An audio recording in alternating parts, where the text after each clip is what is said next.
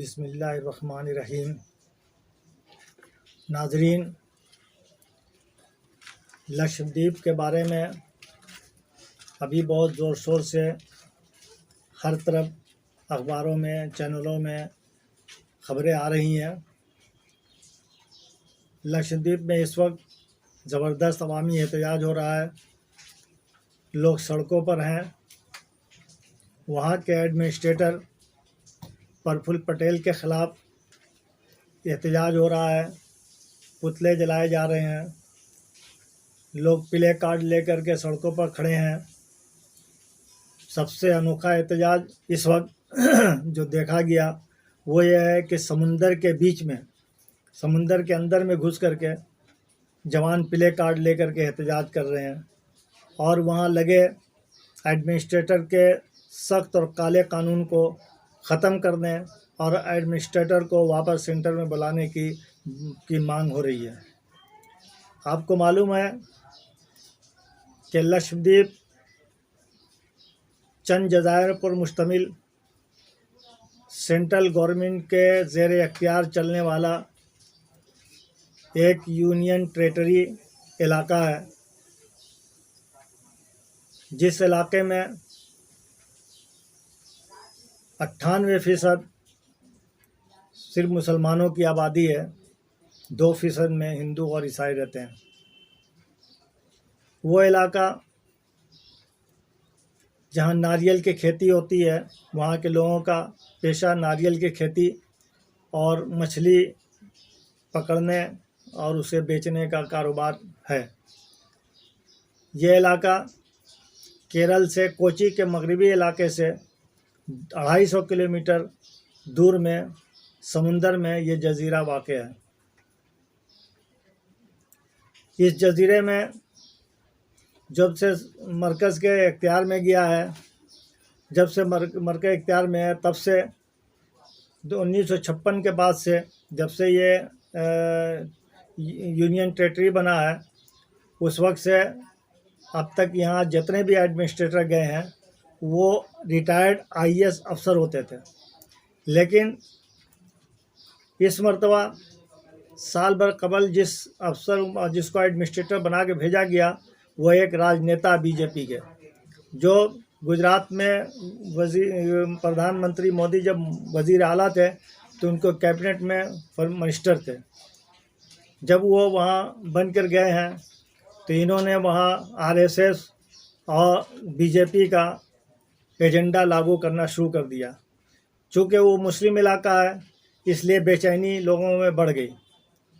दरअसल भारतीय मुसलमान और पाकिस्तान ये दो ऐसा मुद्दा है जो हमारी मौजूदा गवर्नमेंट सेंट्रल की है, बीजेपी RSS की गवर्नमेंट, इसके लिए एक अच्छा इशू है इलेक्शन में जीत हासिल करने का।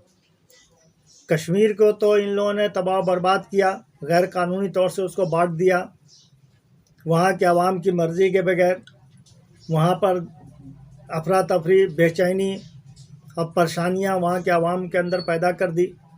मुसलमान के नाम पर, मुसलमानों को बर्बाद करने के नाम पर वोट हासिल कर लिया। अब जो है तो इनको फिर इलेक्शन का वक्त आ रहा है, 4 स्टेट में इलेक्शन होने वाले हैं। फिर आइंदा तीसरा साल इनका सेंट्रल गवर्नमेंट का भी शुरू हो चुका है, 24 से फिर इलेक्शन होने जा रहे हैं। इसके लिए फिर इनको मुद्दा चाहिए था। चूँकि तमाम मुहाज पर ये गवर्नमेंट, सेंट्रल गवर्नमेंट नाकाम हो चुकी है, तो इनको एक मुद्दा नज़र आया जहाँ 98% मुसलमानों की आबादी है, उसको जो है तो ये एक नेशनल मुद्दा बना करके फिर वो लोगों को भरम में मुब्तला करके और फ़िरका वाराना तकसीम करके ये वोट हासिल करने की कोशिश कर रहे हैं। वहाँ पर एडमिनिस्ट्रेटर ने जाने के बाद सबसे पहला काम ये किया कि गुज़श्ता जो लॉकडाउन हुआ था, ये वाहिद ऐसा इलाका है जहाँ पर कोरोना के मरीज़ नहीं पाए गए। वजह ये थी कि गुज़श्ता साल जब कोरोना की बीमारी, वबा जब फैली, तो वहाँ के जो एडमिनिस्ट्रेटर थे उन्होंने फौरी तौर पर वहाँ पर क्वारंटाइन का निज़ाम नाफिज कर दिया कि कोई भी आदमी जब इस इलाके में, इस जज़ीरे में दाखिल होगा तो 14 दिन तक क्वारंटाइन में रहने के बाद ही वो बाहर घूम सकता है। वो लागू था। जिसकी वजह से वहाँ बीमारी फैली नहीं। लेकिन इस लहर में अभी जब से ये गए हैं, इन्होंने इस लहर में उसको हटा दिया कि नहीं, कोई भी आदमी आ सकता है, क्वारंटाइन में जाने की ज़रूरत नहीं है। वजह यह है कि जब से ये वहाँ पहुँचे हैं, चूँकि वहाँ आरएसएस का एक ऑफ़िस खुल गया, इनका भवन जो है एडमिनिस्ट्रेटर भवन, वो एक ऑफ़िस बना हुआ है। वहाँ आरएसएस के लोग धड़ल्ले से आ जा रहे हैं, इसलिए कि वहाँ पर उनको एजेंडा नाफिज करना है, उसको एक इलेक्शन इशू बनाना है। तो इसलिए उनको ज़रूरत थी। तो अब वो अगर क्वारंटाइन लगाते हैं तो बड़े बड़े लीडर आरएसएस के जा रहे हैं, बीजेपी के जा रहे हैं, उनके लिए तो बड़ी परेशानी वाली बात है। इसलिए उन्होंने हटा दिया, जिसका नतीजा ये हुआ कि बहुत बड़ी तादाद में वहाँ लोग कोरोना की इस बीमारी में, वबा में मुब्तला हो गए इस मरतबा। उसके बाद वो उनका जो ऑफिस बन गया है आने जाने का, अब इन्होंने वहाँ पहला काम ये किया है कि तमाम जितने भी नारियल के दरख्त, चूँकि नारियल की खेती बड़े पैमाने पर होती है, तमाम नारियल के दरख्त ज़ाफ़रानी रंग से रंग दिए। इसलिए पहला एजेंडा लागू किया। उसके बाद एडमिनिस्ट्रेटर के ज़रिए, प्रफुल्ल पटेल के ज़रिए, वो फिर वहाँ पर बहुत सी पाबंदियाँ लगा दी गई। जैसे कि वहाँ जो है तो लोग, उनकी दूसरा पेशा उनका जो तो मछली मारने का था, मछली समुद्रों के साहिलों से पकड़ते थे लोग। तो पहले ये किया कि वहाँ के लोगों को बेरोज़गार किया, इसलिए कि तमाम के तमाम लोग मुसलमान थे। बड़ी बड़ी जो छोटी बड़ी तमाम झोपड़ियाँ जो साहिलों पर लगी हुई थी चारों तरफ, उसको इन्होंने हटवा दिया और उस वहाँ मछली मारने पर पाबंदी लगा दी। दूसरी बात यह है कि वहाँ बीफ पर पाबंदी नहीं थी, लोग खाते थे, स्कूलों में बच्चों में भी थे, चूँकि 58% मुसलमान है, इसलिए उनकी गदा थी, वो खा रहे थे। इन्होंने उसको बैन कर दिया, उन्होंने उसको पाबंदी लगा दी। स्कूलों में अब सब्ज़ी का नज़्म कर दिया गया कि अब बच्चे जो है तो बीफ नहीं खाएंगे, सब्जियां खाएंगे। दूसरा एजेंडा उन्होंने कहा कि दूसरा एक जो 8 एक्ट लागू किए, उसमें एक एक्ट ये भी है कि गुंडा एक्ट लागू कर दिया गया है। 19 की रिपोर्ट जो आती है, क्राइम रिपोर्ट जो हिंदुस्तान की, उसमें दिखाया जाता है, बल्कि आज तक ये रिकॉर्ड वहाँ का रहा है सरकारी रिपोर्ट में, कि वहाँ क्राइम नहीं होते हैं। चोरी चमारी, लूट मार, कत्ल गालतगरी, फ़िरका वाराना तशद्दुद या दहशतगर्दी, ऐसी कोई वारदात आज तक। बड़ा शांत, बड़ा पुरअमन इलाका है वो। तो अब उस इलाके को कैसे बर्दाश्त किया जाएगा? शैतानी ताकतें उसे बर्दाश्त नहीं कर सकती हैं। लिहाजा उन्होंने कहा कि नहीं, अब यहाँ भी दहशतगर्दी का माहौल बनाना है, इसलिए गुंडा एक्ट लागू करें। जहाँ क्राइम नहीं वहाँ गुंडा एक्ट लागू करिए। गुंडा एक्ट लागू करने के तहत यह है कि किसी भी आदमी को सरकार चाहेगी, वहाँ की गवर्नमेंट चाहेगी, एडमिनिस्ट्रेटर चाहेगा तो 1 साल के लिए बगैर किसी केस के जेल में बंद कर सकता है। अब यह है कि दूसरी बात कि एक और कानून वहाँ लागू किया उन्होंने। शराब वहाँ पर जो है तो ये थी, शराब पर वहाँ पाबंदी थी, वहाँ शराब फ़रोख्त नहीं होती थी। चूँकि इलाका है वो ऐसा कि उसमें शराब फ़रोख्त करें लोग पसंद भी नहीं करते थे, इसलिए उस पर पाबंदी भी थी। तो इन्होंने जा कर के उस इलाके से शराब पर से पाबंदी उठा दी कि अब शराब पीने यहाँ के लोग नहीं पिएंगे तो बाहर के लोग आएंगे, वो पिएंगे। उनके लिए आने के लिए जो लोग आएंगे उनकी ज़रूरत है, इसलिए उन्होंने पाबंदी हटा दी। अब तीसरा उन्होंने और क्या किया कि वहाँ पर जो इलेक्शन होता है वो पंचायती इलेक्शन होता है। चूँकि 4 तहसील है, 4 तहसील का एक ज़िला है वो माना जाता है उसको, जहाँ 70,000 की आबादी है। वहाँ पर 2 बच्चों पर यह कि जिससे 2 बच्चे से ज़्यादा होंगे जिस शख्स को, वो पंचायत के इलेक्शन में हिस्सा नहीं ले सकता है, जबकि तमाम मुसलमान हैं वहाँ, इसलिए इन्होंने ये कर दिया। फिर उसके अलावा और कानून जो लागू किया वो ये है कि सरकार जिसके मकान को, जिसको दुकान को जब चाहेगी तो इस इलाके की तरक्की के लिए उसे सीज कर सकती है। यह भी कानून वहाँ के लोगों निहायत ख़तरनाक है, इसलिए कि एक तरफ तो झोपड़ी उखाड़ दिया कि आप मछली नहीं मार सकते हैं, पहला उनको बेरोज़गार किया। दूसरा है कि अब उनको डिस्टर्ब करने के लिए अब मकान भी या दुकान भी सरकार ले लेगी, ज़रूरत पड़ी। अब क्या ज़रूरत पड़ेगी सरकार को, वही जानते। वो तो मैंने कि तरक्की के लिए वो जो है किसी को भी। अब वहाँ पीपी अफजल साहब बताते हैं कि वो इलाका जितना बड़ा है उस हिसाब से अगर सड़कें भी चौड़ी बना दी जाएंगी तो भी तमाम लोगों का घर मकान सब उजड़ जाएगा। तो ये तो मैंने कि एक तरह से वहाँ के लोगों को डिस्टर्ब करना है। अब मकान दुकान ये भी अब वो ये कर देंगे। तो दरअसल इनको एक मुद्दा चाहिए था और वो मुद्दा इनको इससे बेहतर कुछ नहीं मिल सकता था। लिहाजा वहाँ के मुसलमानों को ये डिस्टर्ब करने के लिए, वो इनको बर्बाद करने के लिए और उस इलाके को अशांत करने के लिए, बेचैनी पैदा करने के लिए, वहाँ इस इलाके को तबाह करने के लिए ये जो है तो इस तरह का वहाँ कानून लागू कर दिए। वहाँ मुकामी सतह पर डेयरी फार्म था, वहाँ लोग दूध वहाँ से सप्लाई लोगों को होता, लोग दूध खरीदते थे।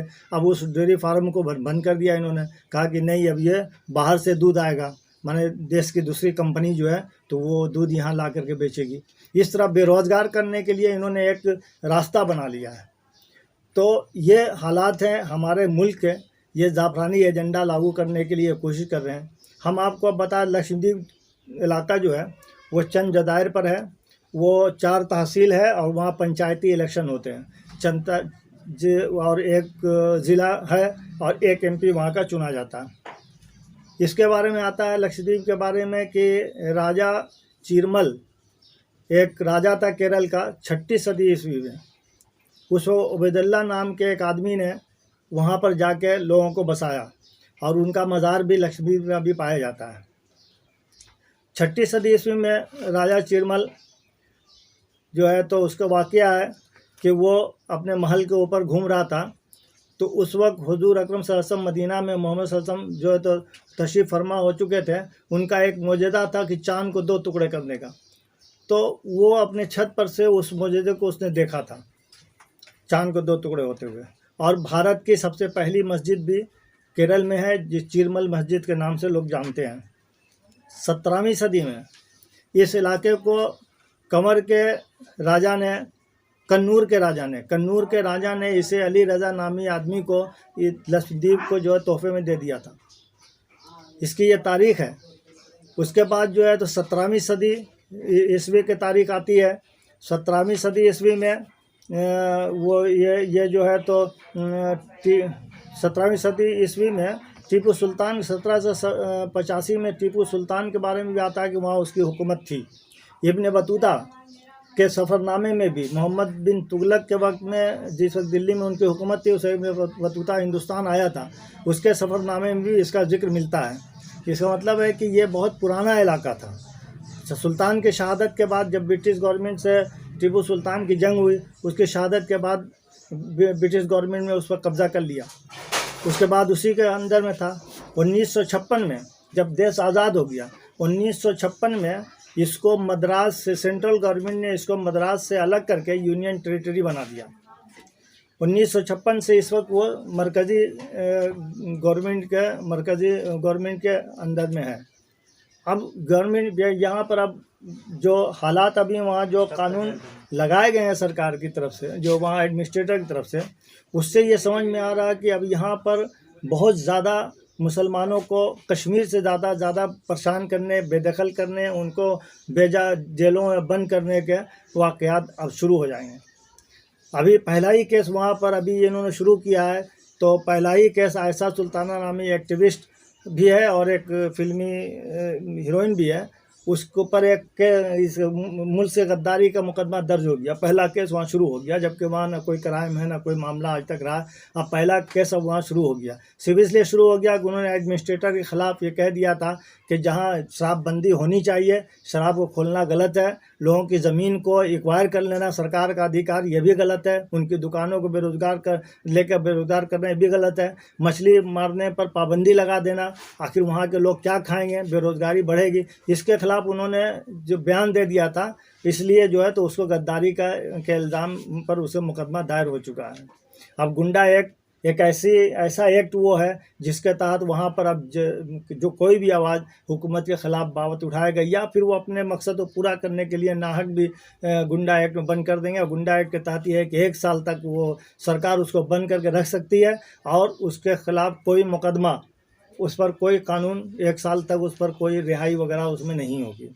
तो इससे ये समझ में आता है कि उस इलाके को अब डिस्टर्ब करने का एक अलग शुरू हो चुका है। और अब लोगों को चाहिए कि अभी तो आवाज़ें उठी रही हैं, अब हम तमाम लोगों से अपील भी करेंगे कि आप भी आवाज़ उठाइए और इसको ही कीजिए कि वहाँ से वो कानून, वो तमाम एक जो काले कानून वहाँ की आवाम की मर्ज़ी के ख़िलाफ़ है, उसे जो है तो ख़त्म किया जाए और एडमिनिस्ट्रेटर को वापस बुलाया जाए। ये बड़ी खुशी की बात है कि केरला गवर्नमेंट ने वहाँ पर जो है तो एक कानून पास करके ये कह दिया है कि ये तमाम कानून वहाँ नहीं चलना चाहिए। ऐसे वहाँ के आवाम की मर्ज़ी के मुताबिक कोई भी फैसला एडमिनिस्ट्रेटर वहाँ की मर्ज़ी के मुताबिक ना चले। इससे पहले जितने एडमिनिस्ट्रेटर आए वो तमाम साबिक IAS अफसर थे, वो हुकूमत चलाना जानते थे, उन्होंने हुकूमत चलाया, वहाँ की आवाम की मर्ज़ी के मुताबिक काम होता रहा, कोई मामला नहीं था, बहुत शांति वहाँ थी, बड़ा अमन था, बड़ा अच्छा इलाका था। अब जो है तो वहाँ तमाम तरह की तबाही और बर्बादी सामने नज़र आ रही है। खुदा खैर करे।